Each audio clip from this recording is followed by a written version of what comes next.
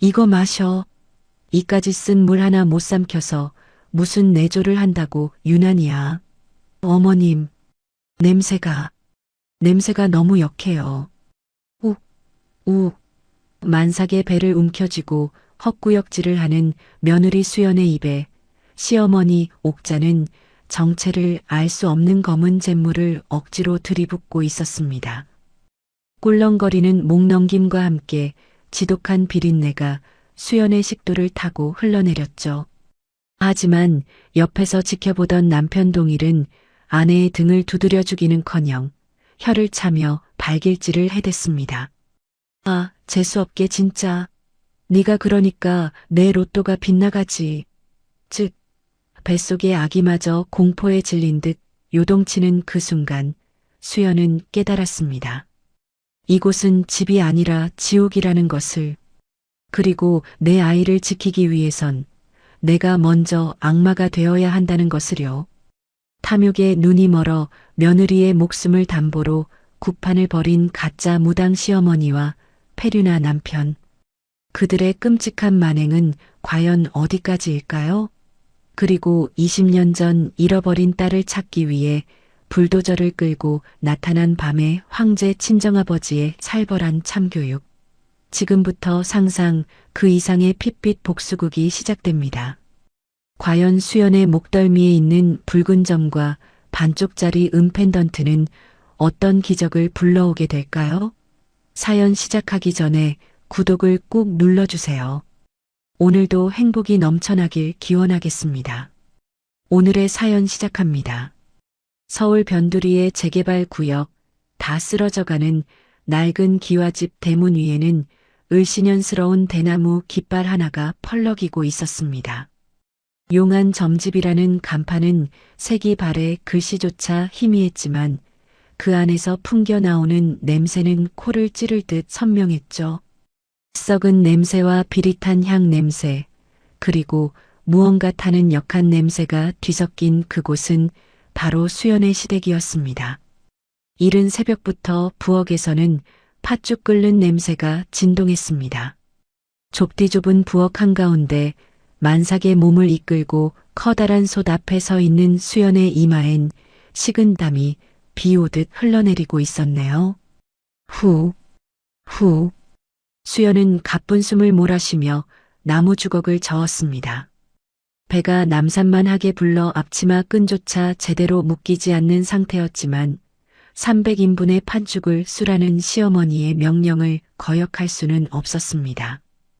팥죽이 보글보글 끓어오르며 뜨거운 김을 뿜어낼 때마다 입덧이 심한 수연의 속은 뒤집어질 듯 울렁거렸습니다. 우, 흠. 결국 참지 못한 수연이 입을 틀어막고 주저앉았습니다. 다리가 후들거려 더는 서 있을 힘조차 없었기 때문이죠. 바로 그때 부엌 문이 벌컥 열리며 날카로운 고함이 날아들었습니다. 야, 이 게으른 년아, 어디서 농땡이냐? 시어머니 최옥자였습니다. 그녀는 눈을 부라리며 성큼성큼 다가오더니 펄펄 끓는 팥죽 국자를 그대로 수연의 발치에 집어 던졌습니다. 철퍼덕 뜨거운 팥죽이 수연의 발목으로 튀었습니다. 아, 뜨거워. 수연이 비명을 지르며 발을 움켜쥐었습니다. 발목살이 순식간에 벌겋게 부어올랐지만 옥자는 눈 하나 깜짝하지 않았네요.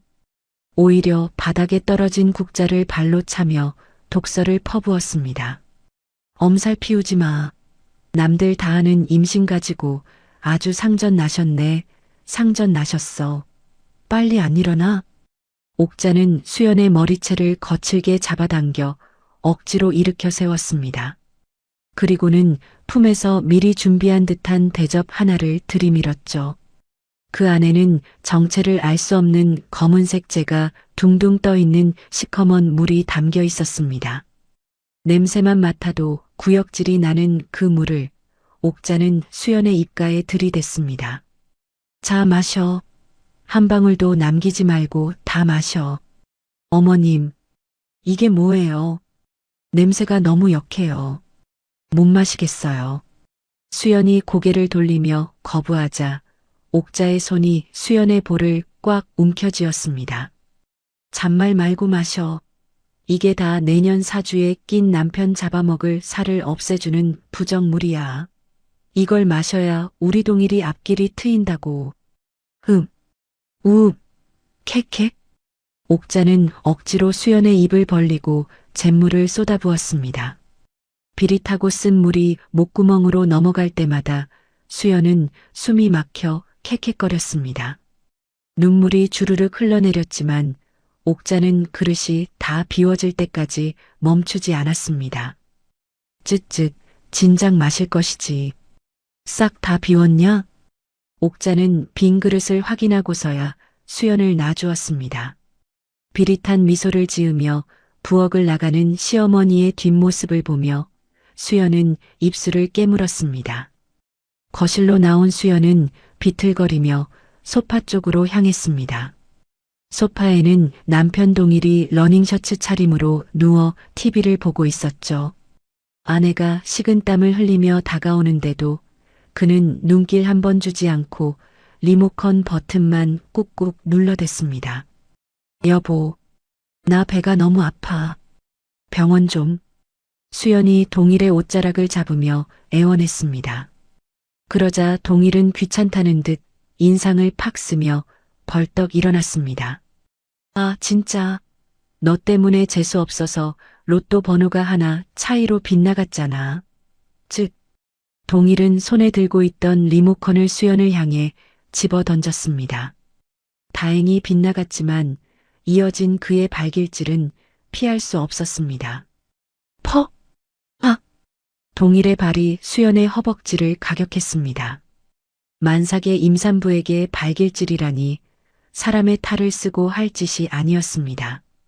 아침부터 재수없게 징징거려. 엄마가 주는 약 꼬박꼬박 챙겨 먹으라고 했지? 네가 빌빌대니까 내 운까지 막히는 거 아냐? 동일은 바닥에 쓰러진 수연을 내려다보며 침을 뱉고는 다시 소파에 벌러덩 누워버렸습니다.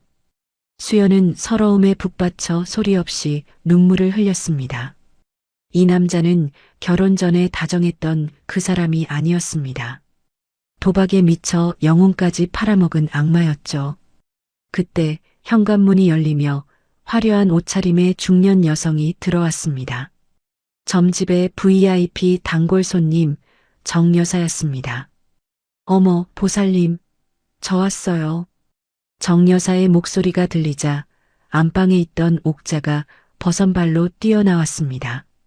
방금 전까지 며느리에게 잿물을 먹이던 독한 표정은 온데간데 없고 세상 인자한 보살의 미소를 띠고 있었네요.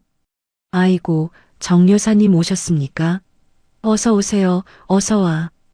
옥자는 정 여사의 손을 잡고 호들갑을 떨더니 바닥에 쓰러져 있는 수연을 보고 짐짓 놀란 척 연기를 시작했습니다. 어머나 며느라, 조심 좀 하지 그랬니? 우리 며느리가 기도가 부족해서 자꾸 헛다리를 짚네요. 쯧쯧. 예, 얼른 일어나서 손님 차 좀 내오너라.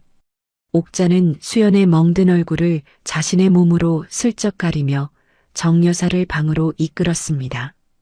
정 여사는 혀를 차며 옥자를 따라 들어갔습니다. 방 안에서는 은밀한 대화가 오갔습니다. 옥자는 정 여사의 송금을 들여다보며 심각한 표정을 지었습니다. 여사님, 이번엔 보통 살이 아니에요.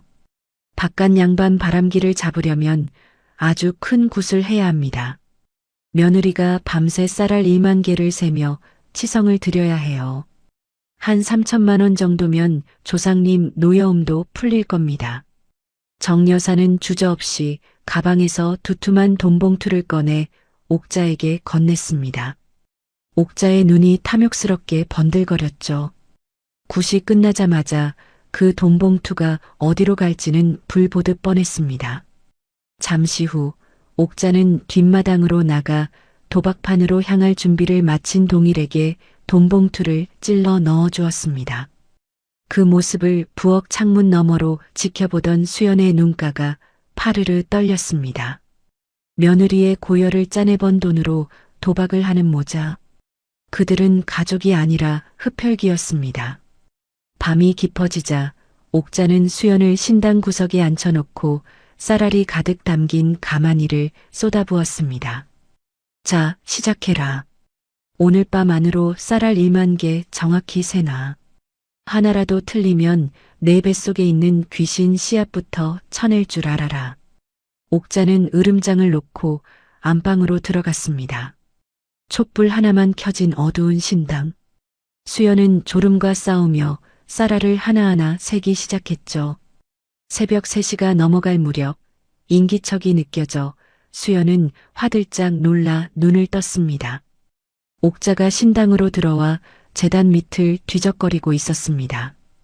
옥자는 제단 아래 숨겨진 낡은 금고를 열고 돈뭉치를 꺼내 세어보더니 일부를 따로 챙겨 품에 넣고는 다시 금고를 잠갔습니다. 수연은 처음 보는 광경에 가슴이 두근거렸습니다.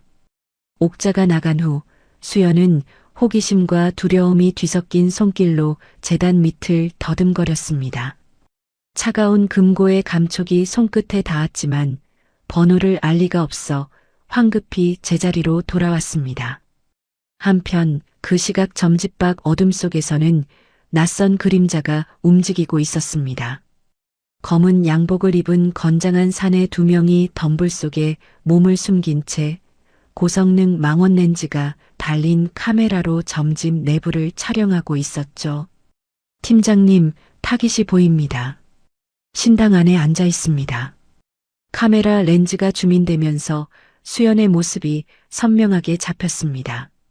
창백한 얼굴, 그리고 땀에 젖어 목덜미가 드러난 순간 잠깐 멈춰봐. 저거 팀장이라 불리는 사내가 모니터를 가리켰습니다. 수연의 목덜미에 선명하게 찍힌 붉은 점, 그리고 수연이 무의식 중에 만지작거리는 목걸이가 클로즈업 되었습니다. 낡고 색이 바랜 펜던트였지만 특이하게도 반쪽만 남아있는 모양이었습니다. 확실합니다. 목덜미의 점, 그리고 회장님이 가지고 계신 펜던트의 나머지 반쪽. 찾았습니다. 사내의 목소리가 미세하게 떨렸습니다. 그는 즉시 누군가에게 전화를 걸었습니다. 회장님 찾았습니다. 20년 전 잃어버리신 따님. 확실합니다. 전화기 너머에서는 한참 동안 침묵이 흘렀습니다. 그리고 낮고 굵은 하지만 물기에 젖은 목소리가 들려왔습니다. 지금 당장 내 눈으로 봐야겠다. 위치 보내.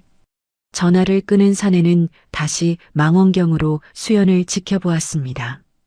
수연은 아무것도 모른 채 배를 감싸 안고 눈물을 훔치고 있었습니다. 다음 날 아침 밤새 쌀알을 세느라 탈진한 수연은 아침상을 차리다 그만 쓰러지고 말았습니다. 극심한 복통과 함께 하혈이 시작되었습니다. 어머, 이게 무슨 꼴이야?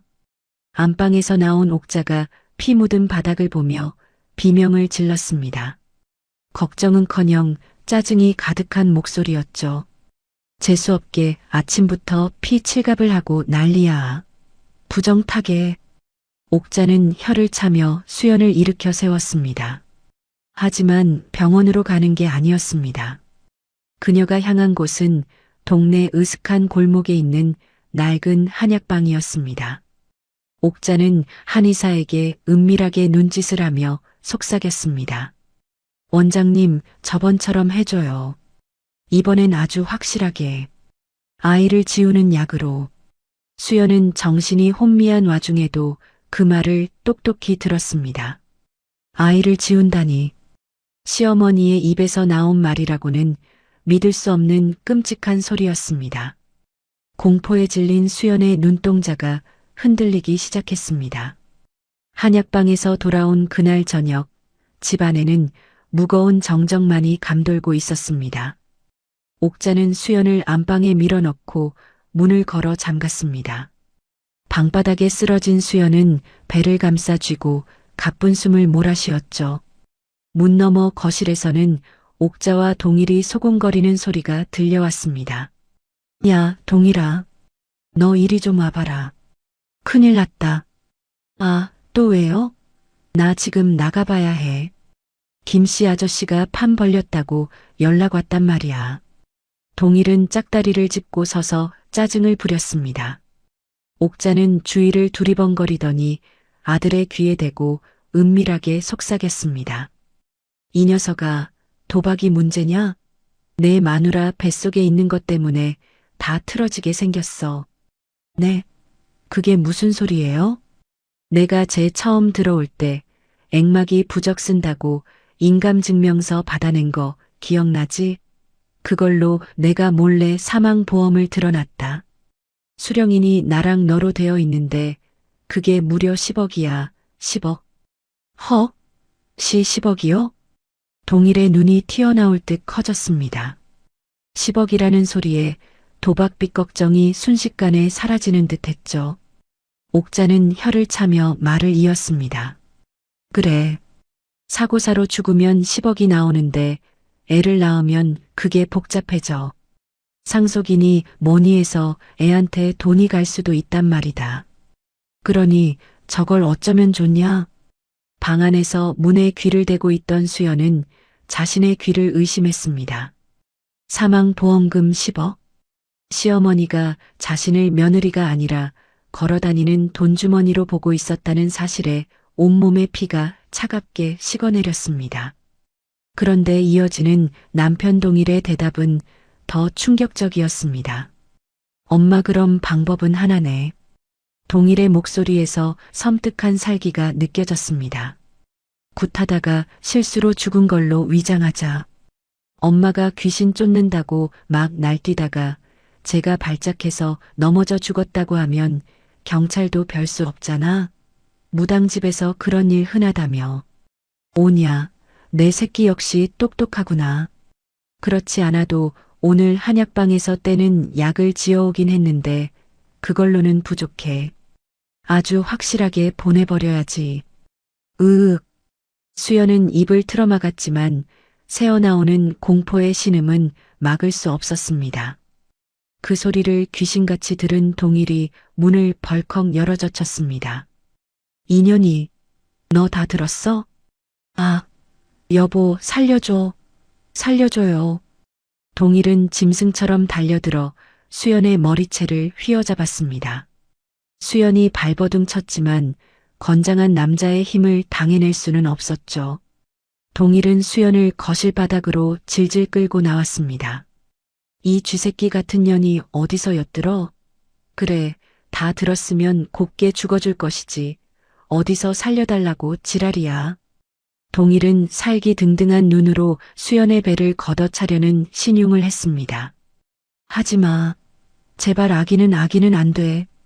수연이 배를 감싸며 웅크리자 옥자가 팔짱을 끼고 차갑게 내려다보며 말했습니다. 동일아, 발자국 남는다. 때리지 말고 저기 창고에 쳐넣어. 애군을 때려면 며칠 굶어야 귀신이 나간다고 하면 돼. 굶어 죽으나 굿하다 죽으나 매한가지 아니겠냐? 역시 우리 엄마야. 야, 일어나. 안 일어나? 동일은 수연을 짐짝처럼 들어올렸습니다. 수연은 허공에서 발버둥 치며 옥자의 허리춤을 향해 손을 뻗었습니다. 옥자의 허리춤에는 창고 열쇠와 금고, 열쇠가 달린 꾸러미가 달랑거리고 있었거든요. 저거라도 있어야 해. 수연이 필사적으로 손을 뻗어 열쇠 꾸러미를 낚아채려 했지만 옥자가 한 발 빨랐습니다. 어딜 감히. 손벌은 나쁜 년. 짝! 옥자가 수연의 손등을 매섭게 내리쳤습니다. 결국 수연은 아무것도 잡지 못한 채 마당 구석에 있는 지하 창고로 끌려갔습니다. 기익! 쾅! 녹슨 철문이 닫히고 칠흑 같은 어둠이 찾아왔습니다. 곰팡이 냄새와 썩은 집 냄새가 진동하는 그곳은 사람이 있을 곳이 아니었습니다. 꺼내줘요. 여보, 어머님, 잘못했어요. 수연이 문을 두드리며 울부짖었지만 돌아오는 건 철컥거리며 자물쇠가 잠기는 소리뿐이었습니다. 며칠 푹 쉬어라. 조만간 아주 성대한 구판을 열어줄 테니까. 으흐흐. 동일의 비열한 웃음소리가 멀어지고 수연은 차가운 시멘트 바닥에 주저앉았습니다. 뱃속의 아이가 두려움에 떠는 듯 쿵쿵거렸습니다. 수연은 썩은 집더미 위로 몸을 웅크리며 하염없이 눈물을 흘렸습니다. 다음 날이 되었습니다. 옥자는 동네 우물가에 나가 짐짓 슬픈 표정을 지으며 연기를 시작했습니다. 아이고, 우리 며느리가 신기가 너무 세서 어젯밤에 산속 기도터로 보냈어요. 신내림을 받아야 살지, 안 그러면 우리 동일이까지 잡아먹는다지 뭡니까? 동네 사람들은 수군거렸지만 평소 옥자의 표독스러움을 알기에 누구 하나 나서서 묻지는 못했습니다. 그렇게 지은의 실종은 신내림이라는 거짓말 속에 묻혀버리고 말았습니다. 창고에 갇힌 지 며칠이 지났을까요? 물 한 모금 마시지 못한 수연의 입술은 바싹 타들어가고 정신은 혼미해졌습니다. 부스럭 부스럭. 그때 어둠 속에서 무언가 움직이는 소리가 들렸습니다. 쥐였습니다. 큼지막한 쥐 한 마리가 수연의 발치를 지나 벽구석으로 사라졌습니다. 수연은 본능적으로 쥐를 쫓아 시선을 옮겼습니다. 저기 구멍이, 쥐가 사라진 벽돌 틈새. 자세히 보니 벽돌 하나가 헐거워져 있었습니다. 수연은 마지막 힘을 짜내 기어가 벽돌을 잡아당겼습니다. 드르륵. 벽돌이 빠지자 그 뒤에 작은 공간이 드러났습니다. 박보살이 훔친 물건이나 중요한 비밀을 숨겨두던 비밀 아지트였습니다. 수연은 떨리는 손으로 그 안에 있는 먼지 쌓인 상자를 꺼냈습니다. 이게 뭐지? 상자를 열자 낡은 장부 하나와 서류 뭉치, 그리고 갈색 유리병 하나가 나왔습니다. 서류를 확인한 수연의 눈이 경악으로 커졌습니다. 사망보험증권, 피보험자 한수연 수익자 박말순, 자신의 이름으로 된 10억짜리 사망보험증서, 서명란에는 옥자의 필체로 흉내낸 가짜 서명이 적혀 있었습니다. 그리고 그 밑에 깔린 이중 장부에는 옥자의 사기 행각이 빼곡히 적혀 있었습니다. 하지만 수연을 정말로 공포에 떨게 한 건 장부 맨 뒷장의 메모였습니다. 남편놈 농약 먹임, 그라목손 3방울, 심장마비로 위장 성공, 보험금 5억 수령. 수연은 입을 틀어막았습니다. 시어머니는 사기꾼을 넘어 살인자였습니다. 전 남편을 농약으로 죽이고 사고사로 위장에 돈을 타냈던 것입니다. 그리고 상자 구석에 있는 갈색병. 라벨은 찢어져 있었지만 독한 냄새가 코를 찔렀습니다. 장부에 적힌 그 농약이었습니다. 그리고 또 하나의 메모가 눈에 들어왔습니다. 며느리년 부정물, 유산초 달인물, 매일 먹이면 애 떨어짐. 수연은 가슴을 쥐어뜯으며 오열했습니다. 매일 아침 옥자가 정성스럽게 먹이던 그 쓴물. 그게 내 아이를 죽이는 독약이었다니. 그것도 모르고 시어머니 정성이라며 억지로 삼켰던 자신이 원망스러워 미칠 것만 같았습니다. 용서 못해, 절대로 용서 못해. 수연의 눈에서 두려움이 사라지고 서늘한 도끼가 차올랐습니다. 더 이상 당하고만 있을 순 없었습니다. 내 아이를 지키기 위해서, 그리고 나를 죽이려 한 저 악마들을 심판하기 위해서 수연은 살아남아야 했습니다. 수연은 장부의 내용을 머릿속에 필사적으로 새겨 넣었습니다. 토시 하나 틀리지 않고 외우고 또 외웠습니다. 그리고 농약병을 품속 깊은 곳에 숨겼습니다. 이것이 옥자의 목숨줄을 끊어놓을 결정적인 증거가 될 것입니다. 그때 창고 밖에서 옥자의 목소리가 들려왔습니다. 동일아, 작두날은 잘 갈았냐? 오늘 밤에 끝장을 봐야지. 동네 사람들 다 불러 모아라. 아주 성대한 굿판이 될 거다. 으흐흐. 걱정 마세요. 앰프도 빵빵한 걸로 준비했어요. 오늘 밤 아주 쇼를 보여주자고요. 섬뜩한 대화가 오가고 쓱싹쓱싹 작두가는 소리가 창고 안까지 들려왔습니다. 수연은 어둠 속에서 주먹을 꽉 쥐었습니다. 그래, 쇼를 원한다면 보여주지. 당신들이 상상도 못할 진짜 공포를. 수연의 눈빛이 어둠 속에서 짐승처럼 번뜩였습니다. 오늘 밤 가짜 무당 시어머니의 굿판은 그녀 자신의 무덤이 될 것입니다. 칠흑 같은 어둠이 깔린 자정, 옥자의 집마당은 기괴한 굿판으로 변해 있었습니다. 붉은 천들이 펄럭이고 굿당 재단에는 돼지머리와 달개 피가 낭자하게 뿌려져 비릿한 악취를 풍겼습니다. 빨리 나와. 꾸물거리지 말고. 동일이 참고 문을 열고 수연을 짐승처럼 끌어냈습니다. 며칠을 굶어 피골이 상접한 수연은 반항할 힘도 없이 질질 끌려 나왔습니다. 옥자는 붉은 무복을 입고 작두 앞에 서서 섬뜩한 미소를 지으며 며느리를 맞이했습니다. 왔느냐?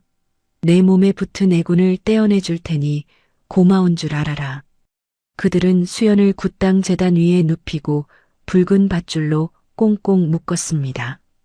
꼼짝도 할 수 없게 된 수연의 눈에 마당 한쪽에 설치된 거대한 앰프 스피커가 들어왔습니다. 엄마, 이거 봐. 마이크 볼륨 최대로 올렸어. 동네방네 엄마 신통력 다 소문나게 아주 쩌렁쩌렁할 거야. 동일이 앰프를 툭툭 치며 킬킬거렸습니다. 옥자가 굿하는 소리를 동네 사람들에게 들려주어 신내림 굿이라는 알리바이를 만들려는 수작이었습니다. 옥자는 만족스러운 듯 고개를 끄덕였습니다. 오냐, 잘했다. 자, 그럼 시작해볼까? 딩, 딩, 딩. 옥자가 무당방울을 흔들기 시작했습니다. 붉은 조명 아래서 춤을 추듯 돌아다니는 옥자의 그림자가 수연의 얼굴 위로 어른거렸습니다. 옥자는 알아들을 수 없는 주문을 외우며 점점 수연에게 다가왔습니다. 퇴, 물러거라. 악기야 물러거라. 옥자는 입에 머금고 있던 막걸리를 수연의 얼굴에 내뿜었습니다. 시큼한 냄새가 코를 찔렀지만 수연은 눈 하나 깜짝하지 않았습니다. 그녀의 머릿속은 오직 하나, 창고에서 외운 장부 내용과 전남편 살해의 진실뿐이었습니다. 지금이야 정신 똑바로 차려, 한수연. 옥자가 품에서 사발 하나를 꺼냈습니다. 겉보기엔 맑은 물 같았지만 희미하게 코를 찌르는 독한 냄새. 창고에서 맡았던 그 농약 냄새였습니다. 자, 이게 마지막 정화수다. 이걸 마셔야 내 몸속의 귀신이 빠져나가. 옥자는 수연의 턱을 억지로 벌리고 사발을 들이밀었습니다. 마셔. 어서. 수연은 입을 꾹 다물고 버텼지만 동일이 옆에서 머리를 짓누르는 통에 입이 벌어지고 말았습니다. 농약 섞인 물이 입술에 닿으려는 찰나 수연은 결심한 듯 입을 크게 벌려 물을 머금는 척했습니다. 그리고는 푹. 수연은 머금었던 물을 옥자의 얼굴 정면으로 세차게 내뿜었습니다. 으악, 내 눈 따가워. 옥자가 비명을 지르며 눈을 부여잡고 뒤로 물러났습니다. 동일도 당황하여 엄마 하고 소리치며 달려갔습니다. 바로 그 순간이었습니다. 크으흐. 수연의 입에서 소름 끼치는 웃음소리가 터져나왔습니다. 평소의 맑은 목소리가 아니었습니다. 마치 굵은 가래가 끓는 듯한 걸걸하고 낮은 남자의 목소리였습니다. 야, 이년아. 눈 좀 따가우냐? 내 속이 타들어가는 거에 비하면 아무것도 아니지. 눈을 씻으려던 옥자의 동작이 딱 멈췄습니다. 그 목소리, 그 말투. 10년 전 죽은 전 남편 박 씨의 목소리와 너무나 똑같았기 때문입니다. 너 누구냐? 옥자가 벌벌 떨며 물었습니다. 수연은 눈동자를 흰자위만 보이게 뒤집어 까고 기괴하게 목을 꺾으며 옥자를 노려보았습니다. 누구긴 누구야. 네가 농약 타준 국밥 처먹고 뒤진 내 서방이지. 야, 이 독한 년아. 국밥에 간이 안 맞더라. 그라목손을 얼마나 쳐넣은 거냐. 허허. 옥자는 사색이 되어 자리에 주저앉았습니다. 그라목손. 그건 오직 자신과 죽은 남편만이 아는 비밀이었습니다. 장부에만 적어놓고 아무에게도 말하지 않았던 그 농약 이름을 며느리가 알 리가 없었습니다. 엄마, 저게 무슨 소리야? 아빠가 농약 먹고 죽었다고? 옆에 있던 동일도 충격에 빠져 뒷걸음질 쳤습니다. 그는 아버지가 심장마비로 죽은 줄로만 알고 있었으니까요. 수연, 아니 수연의 탈을 쓴 그것은 묶인 몸을 비틀며 더욱 거세게 몰아붙였습니다. 놀라긴 이 녀석아. 내 애미가 보험금 5억 타먹으려고 날 죽였어. 그리고 그 돈으로 뭐 했냐? 도박하고 땅 사고 아주 신나게 놀아놨지? 아, 아닙니다. 아니에요. 여보, 제가 잘못했어요. 옥자는 완전히 공포에 질려 바닥에 머리를 찌우며 빌기 시작했습니다. 귀신을 가장 무서워하는 가짜 무당의 약점이 제대로 찔린 것입니다. 잘못해? 흥? 어디 그뿐이야? 내 돈으로 산 김포 땅 문서, 장독대 밑 세 번째 항아리에 숨겨둔 거 내가 모를 줄 알았냐? 그 돈도 모자라서 이제 며느리까지 잡아먹으려고? 히, 그걸 어떻게 해? 장독대 및 비자금. 그건 역시 옥자만 아는 1급 비밀이었습니다. 이제 옥자는 눈앞의 며느리가 진짜 귀신에 씌었다고 확신할 수밖에 없었습니다. 살려주세요. 여보, 제가 천도제 지내드릴게요. 제발 저 좀 데려가지 마세요. 아이고. 옥자는 오줌을 지리며 대굴대굴 굴렀습니다. 동일도 다리가 풀려 아빠 죄송해요 하며 덜덜 떨고 있었죠. 그때였습니다. 내 애미가 보험금 5억 타먹으려고 날 죽였어. 장독대 밑 세 번째 항아리에 숨겨둔 거 내가 모를 줄 알았냐. 동일이 켜둔 고성능 앰프 스피커를 통해 옥자의 비명과 수연의 폭로가 온 동네방네 쩌렁쩌렁하게 울려 퍼지고 있었습니다. 고요한 새벽 재개발 구역의 모든 집들이 이 끔찍한 살인 고백을 생중계로 듣고 있었던 것입니다.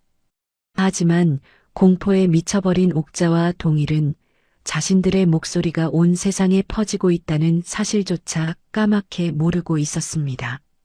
수연은 흰자위 속에서 번뜩이는 눈동자로 그 꼴을 지켜보며 속으로 차가운 쾌재를 불렀습니다. 들리나요? 당신들의 추악한 진실이. 한편 서울 강남의 한 고층 빌딩 회장실. 밤의 황제라 불리는 백 회장은 모니터 화면을 뚫어져라 쳐다보고 있었습니다. 김 실장이 보내온 영상 속에는 묶여있는 수연의 모습이 실시간으로 전송되고 있었습니다. 영상 속 수연의 목에서 반짝이는 반쪽짜리 펜던트. 백 회장은 자신의 목에 걸린 나머지 반쪽 펜던트를 움켜쥐었습니다. 수연아, 내 딸 수연아. 20년을 찾아 헤맸습니다. 조직 싸움에 휘말려 잃어버렸던 갓난쟁이 딸. 죽은 줄만 알았던 딸이 살아있었습니다. 그것도 저런 돼지우리 같은 곳에서 짐승만도 못한 놈들에게 죽임을 당하기 직전이었습니다. 회장님, 지금 따님이 위험합니다. 농약을 먹이려고 합니다. 김 실장의 다급한 보고에 백 회장의 눈에서 굵은 눈물과 함께 시퍼런 살기가 뿜어져 나왔습니다. 김 실장. 네, 회장님. 코드 레드 발령해. 전 병력 집결시켜. 그리고 백 회장이 책상을 쾅 내리쳤습니다. 불도저 가져와. 저 더러운 집구석 싹 다 밀어버린다. 알겠습니다. 백 회장은 자리에서 벌떡 일어났습니다. 그의 롱코트 자락이 휘날리며 폭풍 전야의 살벌한 기운을 풍겼습니다. 가자. 내 딸 건드린 놈들. 오늘이 진짜 제삿날이다. 서울의 밤거리를 가르는 수십 대의 검은 세단과 거대한 트레일러들. 그 위에는 육중한 포크레인과 불도저가 실려 있었습니다. 목적지는 단 하나, 수연이 갇혀있는 지옥 같은 점집이었습니다. 스피커를 통해 흘러나온 기괴한 살인 자백은 고요했던 재개발 구역을 순식간에 뒤집어 놓았습니다. 내가 죽였다. 농약 먹였다. 라는 옥자의 처절한 절규가 새벽 공기를 찢고 울려 퍼지자 잠을 자던 동네 사람들이 하나둘씩 밖으로 뛰쳐나왔습니다. 이게 무슨 소리야? 박보살내 아니야? 사람 죽였다는데? 농약을 먹였다잖아. 사람들은 웅성거리며 손전등과 몽둥이를 들고 점집 마당으로 몰려들었습니다. 담장 너머로 사람들이 웅성거리는 소리와 불빛이 번쩍이자 그제야 정신이 든 동일이 화들짝 놀라 창밖을 내다보았습니다. 허, 엄마, 큰일 났어. 동네 사람들이 다 몰려왔어. 뭐라고? 바닥에 머리를 찍고 있던 옥자가 고개를 들었습니다. 그 순간 옥자의 귀에도 스피커에서 흘러나오는 자신의 목소리가 들렸습니다. 아이고 여보, 제가 잘못했어요. 살려만 주세요. 옥자의 얼굴이 흙빛으로 변했습니다. 야, 저거 꺼. 당장 안 꺼? 동일은 욕설을 내뱉으며 앰프 쪽으로 달려가 선을 거칠게 뽑아버렸습니다. 뚝 소리와 함께 방송은 멈췄지만 이미 엎질러진 물이었습니다. 대문 밖에서는 사람들이 문을 두드리며 박말순 씨, 나오세요. 해명해요. 라고 소리치고 있었습니다. 젠장, 이게 다 너 때문이야. 이성을 잃은 동일이 묶여있는 수연을 향해 돌아섰습니다. 그의 눈에는 살기가 가득했습니다. 네가 귀신 들린 척 연기한 거지? 내년이 우리를 함정에 빠뜨려. 동일은 굿당 재단 위에 놓여있던 날카로운 노쇠 촛대를 집어들었습니다. 뾰족한 끝이 수연의 배를 겨냥했습니다. 죽어. 너도 죽고 그 뱃속에 있는 귀신 씨앗도 다 죽어버려. 동일이 괴성을 지르며 수연에게 달려들었습니다. 수연은 공포에 질려 눈을 질끈 감았습니다. 아기야 미안해 엄마가. 촛대 끝이 수연의 배에 닿으려는 절체절명의 순간이었습니다. 쿠구구구구. 마치 지진이라도 난 듯 땅이 심하게 요동치기 시작했습니다. 굿땅의 천장에서 흙먼지가 우수수 떨어지고 촛불들이 넘어져 꺼졌습니다. 뭐야? 지진이야? 중심을 잃은 동일이 비틀거렸습니다. 그리고 다음 순간 믿을 수 없는 광경이 펼쳐졌습니다. 쾅! 엄청난 굉음과 함께 굿땅의 정문 쪽 벽면이 종이장처럼 구겨지며 무너져 내렸습니다. 벽돌과 시멘트 조각들이 사방으로 튀었습니다. 으악! 동일이 비명을 지르며 뒤로 나자빠졌습니다. 손에 들고 있던 촛대는 바닥으로 굴러떨어졌습니다. 자욱한 먼지 구름을 뚫고 거대한 강철 괴물이 모습을 드러냈습니다. 포크레인이었습니다. 집채만한 포크레인의 삼날이 굿땅 안으로 쑥 밀고 들어와 넘어진 동일의 코앞에서 딱 멈췄습니다. 윙, 철컥. 기계음 소리와 함께 삼날이 위협적으로 움직였습니다. 동일은 오줌을 지리며 엉금엉금 뒤로 기어갔습니다. 살려주세요. 무너진 벽 너머로 눈부신 서치라이트 불빛이 굿땅 안을 대낮처럼 환하게 비쳤습니다. 수십 대의 검은 세단과 거대한 불도저들이 점집을 완전히 포위하고 있었습니다. 마치 전쟁 영화의 한 장면 같았습니다. 그리고 그 빛을 등지고 한 남자가 걸어 들어왔습니다. 중절모를 쓰고 검은 롱코트를 입은 중년 신사, 백 회장이었습니다. 그의 뒤로는 쇠파이프와 야구방망이를 든 건장한 사내 수십 명이 도열해 있었습니다. 뚜벅, 뚜벅. 백 회장의 구두 소리가 정적을 깨고 울렸습니다. 그는 바닥에 주저앉아 벌벌 떨고 있는 옥자와 동이를 쓰레기 보듯 쳐다보고는 곧장 묶여있는 수연에게 다가갔습니다. 수연아. 백 회장의 목소리가 미세하게 떨렸습니다.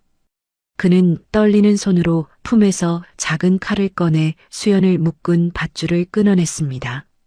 툭, 투두둑. 밧줄이 풀리자 수연의 몸이 힘없이 앞으로 고꾸라졌습니다.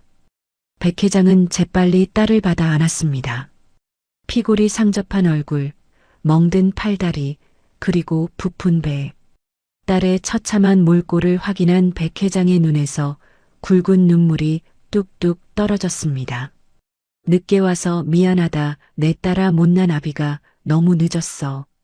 누구세요? 수연은 희미한 의식 속에서 자신을 안고 우는 중년 남성을 바라보았습니다. 낯선 얼굴이었지만 이상하게도 가슴 한구석이 찡하게 아려왔습니다. 그리고 남자의 셔츠깃 사이로 보이는 반짝이는 물건. 저건 수연의 눈이 커졌습니다. 남자의 목에 걸린 펜던트. 자신이 가진 것과 똑같은, 아니 정확히 말하면 반대쪽 모양을 한 반쪽짜리 펜던트였습니다. 아빠. 수연의 입에서 믿기 힘든 단어가 흘러나왔습니다. 백 회장은 고개를 끄덕이며 수연의 손을 꽉 잡았습니다. 그래, 아빠다. 이제 아무 걱정 마라. 내가 다 해결하마. 그때였습니다. 상황 파악이 안 된 동일이 씩씩거리며 일어났습니다. 당신들 뭐야? 여기가 어디라고 함부로 들어와? 이거 무단 침입이야. 경찰에 신고할 거야. 동일이 악을 쓰며 덤벼들자 백 회장 뒤에 서 있던 황 실장이 순식간에 앞으로 나섰습니다. 어딜 감히 회장님 앞에서. 황 실장의 주먹이 동일의 명치에 정확하게 꽂혔습니다. 컥! 동일은 비명도 지르지 못한 채 새우처럼 몸을 웅크리고 바닥에 쓰러졌습니다. 황 실장은 쓰러진 동일의 머리를 구두굽으로 짓밟으며 차갑게 말했습니다. 신고, 그래 해라. 우린 법보다 주먹이 먼저니까. 내 놈 뼈를 다 추려놓고 경찰서에 던져주지. 동일이 고통에 몸부림치자 옥자는 기겁하며 엎드렸습니다. 아이고, 장군님들. 살려주세요. 저희가 잘못했습니다. 옥자는 눈앞의 사람들이 단순한 조폭이 아님을 직감했습니다. 회장님이라는 호칭, 그리고 압도적인 무력. 자신이 건드려서는 안 될 사람을 건드렸다는 공포가 뼛속까지 스며들었습니다. 백 회장은 수연을 황 실장에게 조심스럽게 맡기고 천천히 옥자와 동일 쪽으로 몸을 돌렸습니다. 그의 눈빛은 더 이상 딸을 보는 아버지의 따뜻한 눈빛이 아니었습니다. 지옥에서 올라온 염라대왕의 눈빛이었습니다. 감히 내 딸에게 똥물을 먹이고 목숨을 흥정해? 백 회장은 바닥에 떨어진 굿당의 깃대 하나를 집어들었습니다. 우지끈 굵은 대나무가 그의 소나기 힘에 으스러졌습니다. 오늘이 니들 진짜 제삿날이다. 백 회장의 낮고 굵은 으르렁거림과 함께 뒤에 서 있던 수십 명의 사내들이 일제히 무기를 고쳐 잡았습니다. 철컥, 붕, 쇠파이프가 바람을 가르는 소리가 살벌하게 울려 퍼졌습니다. 옥자와 동일은 서로를 부둥켜 안고 바들바들 떨었습니다. 그들의 눈동자에 비친 것은 불도저보다 더 거대하고 무서운 아버지의 분노였습니다. 무너진 굿당 안은 뿌연 먼지와 살기로 가득 차 있었습니다. 백 회장은 으스러진 대나무 깃대를 바닥에 내던지고 손가락을 까딱였습니다. 그 신호 하나에 수십 명의 검은 양복 사내들이 일사불란하게 움직이기 시작했습니다. 쓸어버려. 백 회장의 짧은 명령이 떨어지자마자 쇠파이프와 야구 방망이가 굿당 안을 휩쓸었습니다. 와장창, 쨍그랑, 퍽. 옥자가 그토록 아끼던 금불상이 바닥에 내동댕이 쳐져 박살이 났습니다. 벽에 걸려있던 가짜 실령 그림들은 갈기갈기 찢겨 흩날렸고 사람들을 속일 때 쓰던 작두는 쇠파이프에 맞아 엿가락처럼 휘어졌습니다. 안 돼. 내 돈, 내 보살님들. 옥자는 자신의 전 재산이자 사기에 미천인 굿당 기물들이 파괴되는 것을 보며 비명을 질렀습니다. 그녀는 깨진 불상 조각을 주우려 기어가다가 건장한 사내의 발길질에 채어 나뒹굴었습니다. 아이고, 내 팔자야. 이게 얼마짜린데. 백 회장은 아수라장이 된 굿당을 무표정하게 바라보다가 황 실장에게 눈짓했습니다. 준비한 거 가져와. 황 실장이 부하들에게 지시하자 그들은 수연이 강제로 마셨던 것과 똑같은 검은색 잿물이 가득 담긴 큰 양동이를 들고 왔습니다. 그리고 또 다른 양동이에는 굿판에 쓰려던 비릿한 돼지피가 찰랑거리고 있었습니다. 니들이 그렇게 좋아하는 부정물, 배 터지게 먹어봐라. 애군이 싹 가실 거다. 백 회장의 차가운 일갈과 함께 부하들이 옥자와 동일의 머리채를 잡고 강제로 입을 벌렸습니다. 싫어. 옥자가 고개를 저으며 저항했지만 소용없었습니다. 부하들은 깔때기를 그들의 입에 꽂고 검은 잿물을 들이부었습니다. 꿀럭, 꿀럭, 캑, 쾌. 비릿하고 역한 물이 식도를 타고 넘어갔습니다. 수연이 당했던 고통을 그대로 돌려받는 순간이었습니다. 그들이 잿물을 토해내며 괴로워하자 이번에는 돼지피 세례가 이어졌습니다. 차악! 붉은 피가 그들의 머리 위로 쏟아졌습니다. 순식간에 피칠갑 귀신 몰골이 된 옥자와 동일은 비릿한 피냄새에 헛구역질을 해댔습니다. 어때? 정신이 좀 드나? 백 회장이 싸늘하게 물었지만 그들은 대답조차 하지 못하고 벌벌 떨기만 했습니다. 그때 또 다른 부하들이 쇠망치를 들고 점집 뒤편 장독대로 향했습니다. 수연이 빙의된 척하며 말했던 그곳이었습니다.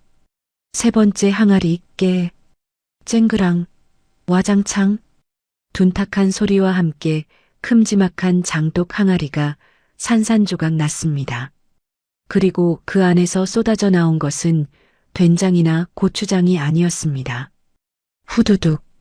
비닐에 꽁꽁 쌓인 5만원권 돈다발 수십 뭉치와 번쩍이는 골드바가 바닥으로 쏟아졌습니다. 옥자가 평생 사기쳐서 모은 비자금 수억 원어치는 좋게 되어 보였습니다. 내 돈, 내 노후 자금. 피를 뒤집어 쓴 옥자가 돈다발을 보자 눈이 뒤집혀 장독대 쪽으로 기어갔습니다. 안 돼. 그거 내 거야. 건드리지 마.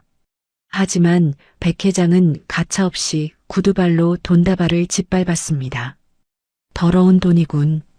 남의 눈에 피눈물 흘리게 하고 모은 돈이 온전할 줄 알았나? 백 회장은 황 실장에게 지시했습니다. 싹 다 수거해. 내 딸 이름으로 전액 보육원에 기부한다. 그리고 영수증 끊어서 이 여자 면상에 붙여줘. 넌 땡전 한 푼 없이 지옥으로 가게 될 거다. 안 돼. 옥자는 바닥을 치며 통곡했습니다. 돈이 목숨보다 중요한 그녀에게는 죽음보다 더한 형벌이었습니다. 그때 수연이 황 실장의 부축을 받으며 비틀비틀 다가왔습니다. 그녀의 손에는 품속에 숨겨두었던 낡은 장부와 농약병이 들려 있었습니다. 아버지, 이거 받으세요. 수연이 건넨 장부를 펼쳐본 백 회장의 눈썹이 꿈틀거렸습니다. 남편놈 농약 먹임, 보험금 5억 수령, 며느리년 부정물, 유산초 달인물. 장부의 내용을 확인한 백 회장의 이마에 굵은 핏줄이 솟아올랐습니다. 그는 천천히 고개를 들어 동희를 노려보았습니다. 내 딸 목숨값으로 도박을 해?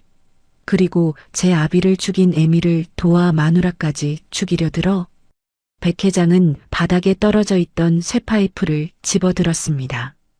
그리고 동일에게 성큼성큼 다가갔습니다. 히, 살려주세요. 전 엄마가 시키는 대로 했을 뿐이에요. 동일이 뒷걸음질 치며 비굴하게 변명했지만 백 회장의 손은 자비가 없었습니다. 그는 동일의 멱살을 한 손으로 번쩍 들어 올려 벽으로 밀쳤습니다. 내 놈 손목은 오늘부로 압수다. 다시는 화투패 못 잡게 해주지. 백 회장이 쇠파이프를 높이 쳐드는 순간 점집 밖에서 묵직한 배기음 소리가 들려왔습니다. 경찰차 사이렌 소리가 아니었습니다. 검은 승합차 몇 대가 흙먼지를 일으키며 마당으로 들어왔습니다. 기, 차 문이 열리고 험상궂은 인상의 사내들이 내렸습니다. 강수가 돈을 빌려 쓴 악명 높은 사채업자 마 사장이었습니다. 마 사장은 백 회장을 보자마자 허리를 90도로 숙였습니다. 회장님, 안녕하십니까? 연락받고 왔습니다.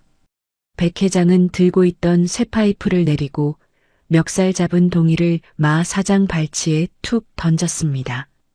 마 사장, 오랜만이군. 자, 여기 선물이다. 아이고, 감사합니다. 이 녀석 찾느라 애 좀 먹었습니다. 마 사장은 널브러진 동이를 보며 비릿하게 웃었습니다. 이놈이 자네한테 빌린 돈, 신체 포기 각서 썼다지? 네, 그렇습니다. 원금의 이자까지 합치면 어휴, 콩팥 2개로도 모자라죠. 법대로 처리해. 아주 알뜰하게 발라먹어. 뒤탈은 내가 책임진다. 명심하겠습니다.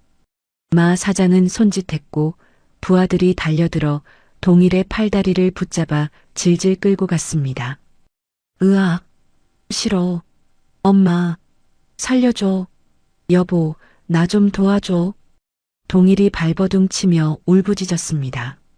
하지만 피범벅이 된 옥자는 공포에 질려 아들을 쳐다볼 생각도 못한 채 바닥에 머리를 박고 덜덜 떨고만 있었습니다. 자신의 아니가 아들보다 먼저였던 것입니다. 동일의 시선이 수연에게 향했습니다. 수연아, 내가 잘못했어. 한 번만 봐줘. 우리 부부잖아. 수연은 차갑게 식은 눈으로 남편을 내려다보았습니다. 부부, 넌 날 돈주머니로만 봤잖아. 인과응보야. 가서 죗값 치러. 수연은 고개를 돌려버렸습니다. 으앙. 동일은 짐승처럼 울부짖으며 검은 승합차 안으로 구겨져 들어갔습니다. 쾅. 문이 닫히고 차가 출발했습니다. 이제 그는 원양어선이나 염전 혹은 그보다 더 끔찍한 곳으로 팔려가 평생 햇빛을 보지 못할 것입니다. 마당에는 이제 옥자 혼자 남았습니다. 백 회장은 그녀 앞에 쭈그리고 앉아 귓가에 나지막이 속삭였습니다. 자, 이제 내 차례다. 너는 감방이 아니라 지옥으로 보내주마. 네가 죽인 남편이 기다리고 있을 거야. 흐익. 옥자는 공포에 질려 실금하며 그 자리에서 기절해버렸습니다. 백 회장은 경멸 어린 시선으로 그녀를 내려다보다가 일어섰습니다. 철수한다. 백 회장이 수연의 어깨를 감싸 안았습니다. 가자, 집으로.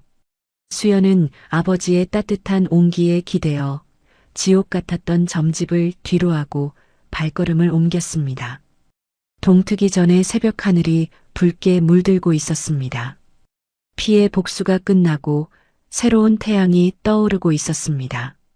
강수가 사채업자의 검은 승합차에 실려 사라진 뒤 백 회장은 황 실장에게 눈짓하여 현장을 정리하게 했습니다. 부하들은 순식간에 굿당을 포위했던 차들을 이동시켰고 백 회장은 지친 기색이 역력한 수연을 자신의 방탄 리무진 뒷좌석으로 조심스럽게 안내했습니다. 타거라. 춥지? 히터 좀 틀어라. 따뜻한 차 안에 앉자 긴장이 풀린 수연의 몸이 사시나무 떨듯 떨려왔습니다. 백 회장은 자신의 롱코트를 벗어 딸의 어깨에 덮어주었습니다. 그때 기절했던 옥자가 부스스 눈을 떴습니다. 멀리서 경찰차 사이렌 소리가 희미하게 들려오자 그녀의 눈동자가 번뜩였습니다. 옥자는 경찰이 오면 백 회장의 무자비한 소나기에서 벗어나 감옥이라는 안전한 곳으로 도망칠 수 있을 거라 착각했습니다. 살아야 해. 옥자는 피범벅이 된 몸을 이끌고 대문 쪽으로 필사적으로 기어갔습니다. 마침내 경찰차가 도착하고 제복 입은 경찰들이 내리자 그녀는 비명을 지르며 매달렸습니다. 경찰 아저씨, 살려주세요. 여기 조폭들이 사람 죽여요. 제 돈 다 뺏어가고 우리 아들 납치해 갔어요. 하지만 경찰들의 반응은 싸늘했습니다. 이미 동네 사람들로부터 박말순이 스피커로 남편 죽였다고 자백했다. 며느리한테 농약 먹이려 했다는 증언을 모두 확보한 상태였기 때문입니다. 게다가 수연이 건네준 치명적인 증거들, 농약병과 살인 장부까지 경찰 반장의 손에 들려 있었습니다. 박말순 씨, 당신을 전남편 살해 및 사기, 감금, 살인미수 혐의로 긴급 체포합니다. 반장은 옥자의 손목에 차가운 수갑을 채우며 미란다 원칙을 의조렸습니다. 당신은 변호사를 선임할 권리가 있고, 아니야. 이거 난 피해자라고. 전현이 귀신 들려서 사람 잡는 거야. 전현부터 잡아넣어. 옥자는 연행되면서도 리무진 안에 앉아있는 수연을 향해 손가락질하며 악을 썼습니다. 전현이 귀신이다. 전현이 씌어서 내가 헛소리한 거다. 그때 리무진의 검게 썬팅된 뒷좌석 창문이 스르르 내려갔습니다. 창문 너머로 수연의 창백하지만 서늘한 얼굴이 드러났습니다. 수연은 입가에 묘한 미소를 띠며 옥자를 응시했습니다. 그리고 천천히 손을 들어 흔들었습니다. 그녀의 입술이 소리 없이 움직였습니다. 장독대 밑돈은 이미 기부했어. 변호사 살 돈도 없을 거야. 잘 가.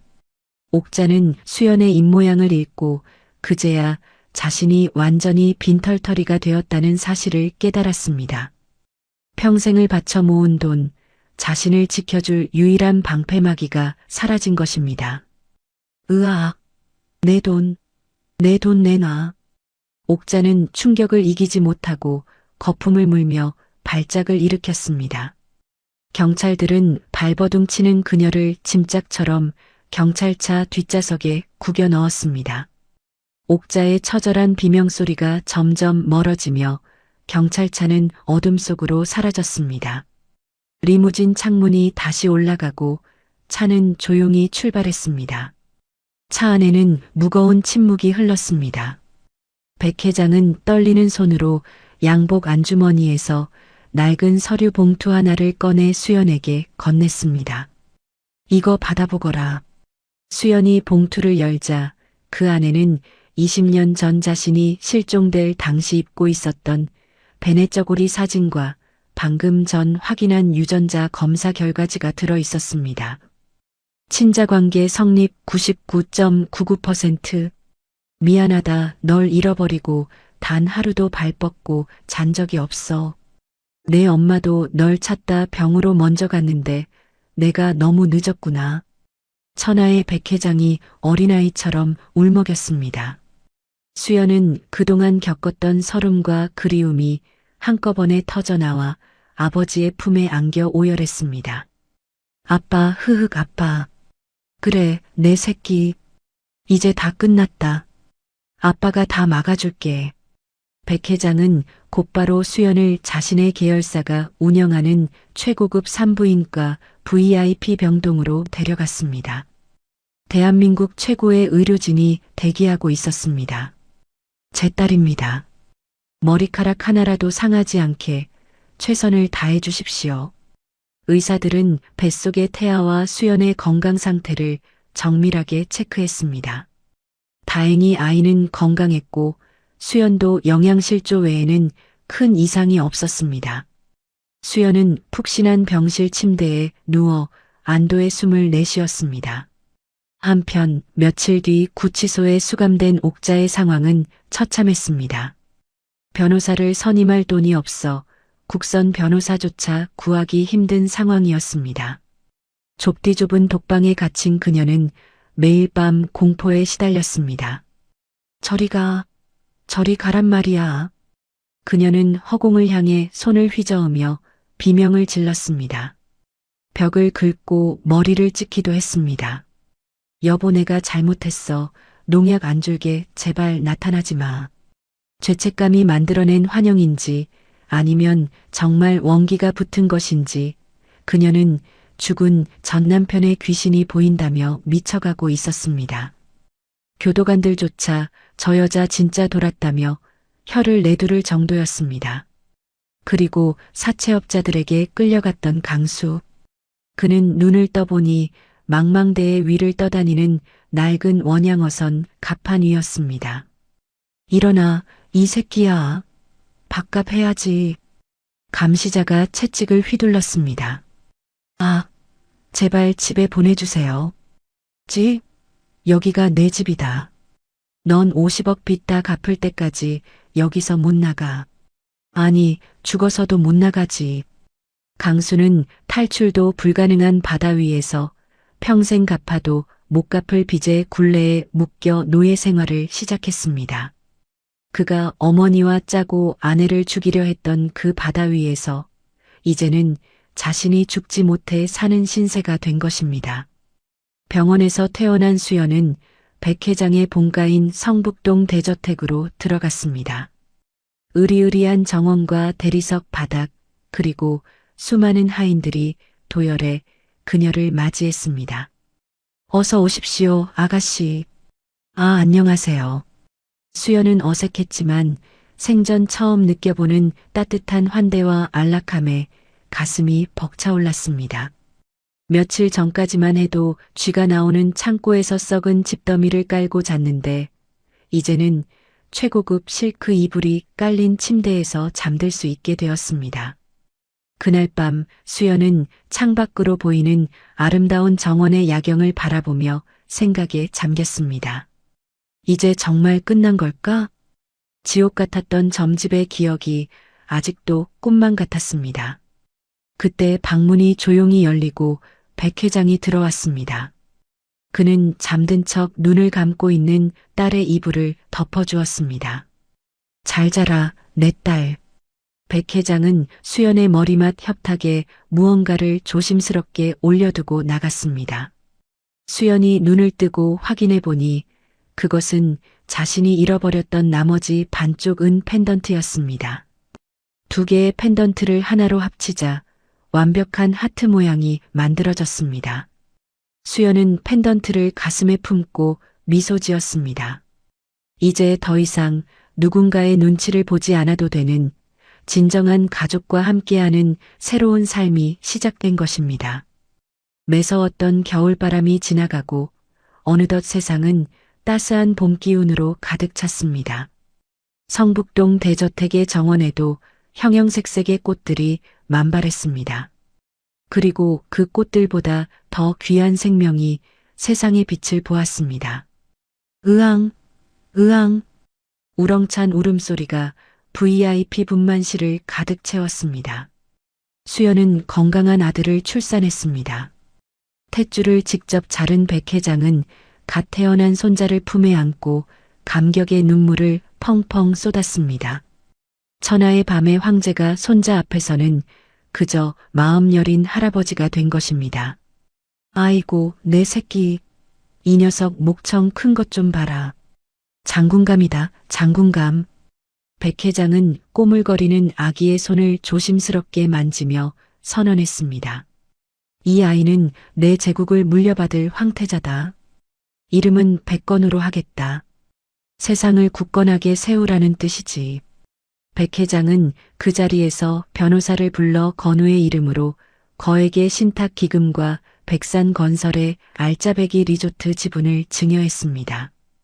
태어나자마자 재벌 3세가 된 건우는 할아버지의 품에서 편안하게 잠들었습니다. 수연의 몸조리가 끝나갈 무렵 백 회장은 딸을 서재로 불렀습니다. 수연아, 이제 몸은 좀 어떠냐? 네, 아버지. 덕분에 아주 좋아졌어요. 백 회장은 책상 위에 놓인 명함 한 장을 수연에게 건넸습니다. 금박으로 새겨진 이름, 백산 리조트 대표이사 한수연. 이게 뭐예요? 내 명함이다. 내가 인수해서 리모델링 중인 백산 리조트, 네가 맡아라. 제가요? 전 경영 같은 거 해본 적도 없는데요. 수연이 당황해하자 백 회장은 단호하게 말했습니다. 배우면 된다. 넌 내 딸이야. 내 안에는 내 피가 흐르고 있어. 깡다구 하나로 그 지옥에서 살아남은 아이가 고작 회사 경영 하나 못하겠냐?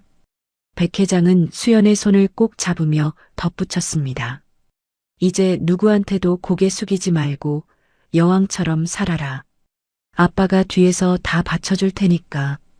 아버지의 믿음에 수연의 눈시울이 붉어졌습니다. 그녀는 결심한 듯 고개를 끄덕였습니다. 네, 해볼게요. 아버지 이름에 먹칠하지 않게 정말 잘해볼게요. 그날부터 수연은 혹독한 경영 수업에 들어갔습니다. 낮에는 전문 경영인들에게 재무와 마케팅을 배우고 밤에는 육아와 공부를 병행했습니다. 과거 점집에서 눈치만 보던 주눅든 며느리의 모습은 온데간데없고 매서운 눈빛과 카리스마를 지닌 여성 CEO로 빠르게 변모해 갔습니다. 어느 날 말끔한 정장을 차려입은 수연은 비서진을 대동하고 교도소로 향했습니다. 옥자를 만나기 위해서였습니다. 면회실 유리병 너머로 나타난 옥자의 모습은 충격적이었습니다. 불과 1년 전만 해도 빳빳하게 고개를 들고 다니던 그녀는 머리가 하얗게 새고 이가 다 빠진 흉한 노파가 되어 있었습니다. 초점 없는 눈으로 허공을 응시하며 연신 혼잣말을 중얼거렸습니다. 여보 잘못했어. 농약 안 탔어. 저리 가. 수연이 자리에 앉으며 차분하게 불렀습니다. 어머님, 저 왔어요. 며느리 지은이에요. 아, 이제 수연이라고 해야겠네요. 익숙한 목소리에 옥자가 화들짝 놀라 고개를 들었습니다. 눈부시게 세련된 모습의 수연을 본 옥자는 비명을 지르며 구석으로 몸을 웅크렸습니다. 으악, 귀신이 왔다. 살려주세요. 전현이 날 죽이러 왔어. 진정하세요. 죽이러 온 거 아니에요. 선물 주러 왔지. 수연은 씁쓸한 미소를 지으며 가방에서 무언가를 꺼냈습니다. 노란색 종이에 붉은 글씨가 쓰인 부적 한 장이었습니다.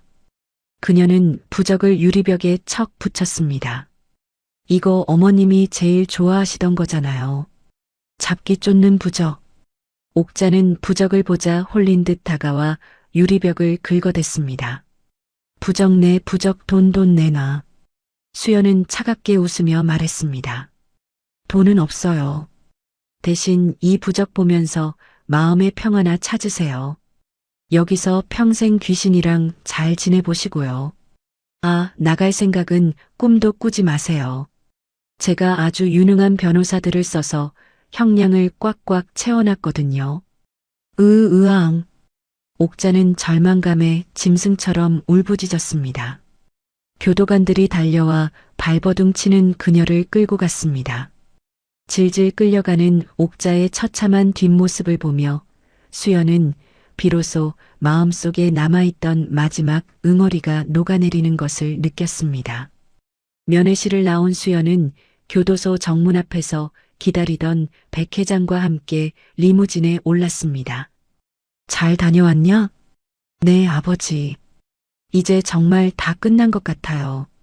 차는 그녀가 과거에 살았던 점집이 있는 재개발 구역으로 향했습니다.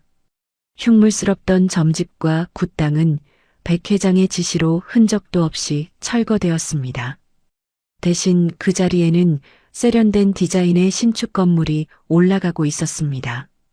지은 아동복지센터. 간판에는 수연의 예전 이름이 걸려 있었습니다. 저기가 점집 자리예요? 그래. 지옥 같았던 곳을 희망의 공간으로 바꿨다. 미혼모들과 갈 곳 없는 아이들을 위한 시설이야. 네가 겪은 아픔을 다른 사람들은 겪지 않게 해주고 싶었다. 수연은 차에서 내려 공사 현장을 바라보았습니다. 썩은 냄새가 진동하던 곳에서 이제는 아이들의 웃음소리가 들릴 것입니다. 과거의 악몽이 아름다운 미래로 바뀌는 순간이었습니다. 가슴이 벅차오른 수연은 자신의 배를 쓰다듬으며 집에 있을 아기 건우에게 마음으로 말을 걸었습니다. 건우야, 엄마는 이제 절대 약해지지 않을 거야. 너에게는 가장 좋은 세상, 따뜻한 세상만 보여줄게. 백 회장이 수연의 어깨를 감싸주며 부드럽게 말했습니다. 가자, 수연아. 이제 우리 앞에는 꽃길만 있을 거야. 아빠가 험한 건 다 막아주마. 네, 아빠. 사랑해요. 수연은 아버지와 마주보며 환하게 웃었습니다. 따스한 봄 햇살이 두 부녀를 축복하듯 눈부시게 쏟아져 내렸습니다. 1년이라는 시간이 쏜살같이 흘렀습니다. 백산 리조트의 그랜드 오픈 파티가 열리는 날 행사장인 리조트 대연회장은 대한민국 내로라 하는 정재계 인사들과 유명 연예인들로 발 디딜 틈이 없었습니다. 화려한 샹들리에 불빛 아래 고급스러운 샴페인 잔 부딪히는 소리와 웃음소리가 끊이지 않았습니다. 지금부터 백산 리조트 한수연 대표님의 기념사가 있겠습니다. 사회자의 소개와 함께 우레와 같은 박수갈채가 쏟아졌습니다. 무대 위로 조명이 집중되자 순백의 드레스를 입은 수연이 우아한 자태로 등장했습니다. 1년 전 꾀죄죄한 모습으로 팥죽을 쓰던 며느리의 모습은 어디에서도 찾아볼 수 없었습니다. 그녀는 자신감 넘치는 눈빛과 여유로운 미소로 좌중을 압도하는 여왕 그 자체였습니다. 귀한 발걸음 해주신 내외 귀빈 여러분, 감사합니다. 백산 리조트는 단순한 휴식 공간을 넘어 나눔과 상생의 가치를 실현하는 공간이 될 것입니다. 수연의 목소리는 부드러우면서도 힘이 있었습니다. 그녀는 원고도 없이 청중들과 눈을 맞추며 자연스럽게 연설을 이어갔습니다. 특히 저희 리조트 수익금의 일부는 지은 아동복지센터를 통해 미혼모와 가정폭력 피해자들의 자립을 돕는 데 쓰일 것입니다. 어둠 속에 있는 분들에게 작은 등불이 되고 싶습니다. 진심이 담긴 그녀의 연설에 여기저기서 감탄사가 터져나왔습니다. 수연은 잠시 숨을 고르더니 VIP석 정중앙에 앉아있는 백 회장을 바라보았습니다. 그리고 저를 지옥에서 구해주시고 다시 태어나게 해주신 저의 영웅, 아버지 백철용 회장님께 이 모든 영광을 돌립니다. 수연이 고개를 숙이자 백 회장은 눈시울을 붉히며 벌떡 일어나 엄지손가락을 치켜 세웠습니다. 그의 무릎 위에는 턱시도를 입은 귀여운 손자 건우가 앉아 고사리 같은 손으로 박수를 치고 있었습니다. 따봉, 엄마 최고. 건우의 재롱에 행사장은 웃음바다가 되었습니다. 행복이 넘쳐나는 완벽한 순간이었습니다. 하지만 빛이 있으면 그림자도 있는 법. 같은 시각 세상의 가장 어두운 곳에서는 정반대의 풍경이 펼쳐지고 있었습니다. 정신병원 폐쇄병동. 1인용 독방에 갇힌 옥자는 TV 뉴스에 나오는 수연의 화려한 모습을 멍하니 바라보고 있었습니다. 한수연 대표 차세대 여성 CEO로 급부상. 화면 속 수연이 환하게 웃는 순간 옥자의 눈이 뒤집혔습니다. 전현이 내 돈 다 가져갔어. 내 돈 내놔. 으악. 옥자는 발작을 일으키며 TV를 향해 달려들었습니다. 브라운관을 손톱으로 긁고 머리로 들이받으며 난동을 부렸습니다. 환자분, 진정하세요. 간호사들과 건장한 보호사들이 달려와 옥자를 제압했습니다. 침대에 사지가 묶인 채 진정제를 맞은 옥자는 흐릿해지는 의식 속에서 환영을 보았습니다.